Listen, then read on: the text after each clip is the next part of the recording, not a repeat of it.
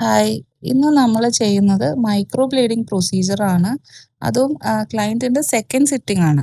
ആദ്യംന്ന് പറഞ്ഞാ ഒട്ടും ഐബ്രോസ് ഉണ്ടായിരുന്നില്ല. അപ്പൊ നല്ല ഐബ്രോസ് നമുക്ക് ഡിഫൈൻ ചെയ്ത് കിട്ടാൻ അതുപോലെ ഐബ്രോസ് നാച്ചുറലി ഫുള്ളറായും വെൽ ഡിഫൈൻഡായും കാണാൻ ആഗ്രഹിക്കുന്നവർക്ക് ഏറ്റവും നല്ല സൊല്യൂഷനാണ് ഈ സെമി പെർമനന്റ് സൊല്യൂഷനായ മൈക്രോ ബ്ലേഡിംഗ്. ആദ്യം ക്ലയന്റിന്റെ face, shape, skin type, brow സ്ട്രക്ചറൊക്കെ അനലൈസ് ചെയ്ത് ഗോൾഡൻ റേഷ്യോ ടെക്നിക്ക് ഫോളോ ചെയ്താണ് നമ്മൾ ഓരോ മുഖവും പെർഫെക്റ്റ്ലി സൂട്ട് ചെയ്യുന്ന ഷേപ്പ്, അതായത് ഐബ്രോസിന്റെ ഷേപ്പ് ക്രിയേറ്റ് ചെയ്യുന്നത്. ശേഷം നമ്പിങ് ക്രീം അപ്ലൈ ചെയ്ത് ക്ലയന്റ് കംഫർട്ടബിൾ ആണെന്ന് ഉറപ്പ് വരുത്തിയതിനു ശേഷം മാത്രമാണ് നമ്മൾ പ്രൊസീജിയർ ചെയ്യുന്നത്. പ്രൊസീജിയർ ഇസ് ഓൾമോസ്റ്റ് പെയിൻലെസ് ആണ്. മൈക്രോ ബ്ലേഡിംഗ് പെൻ ഉപയോഗിച്ച് ബ്രോ ഏരിയയിൽ ഹെയർ ലൈക്ക് സ്ട്രോക്സ് വളരെ നാച്ചുറൽ ആയിട്ട് പ്ലേസ് ചെയ്യും.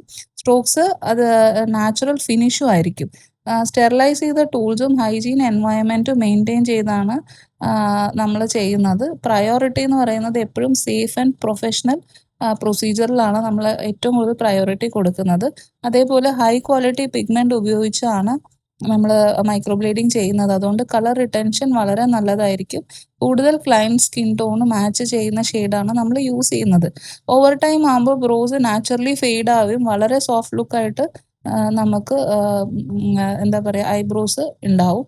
അതേപോലെ പ്രൊസീജിയർ കംപ്ലീറ്റ് ആയ ശേഷം ആഫ്റ്റർ കെയർ ഇൻസ്ട്രക്ഷൻസ് വളരെ ഇമ്പോർട്ടൻ്റ് ആണ്.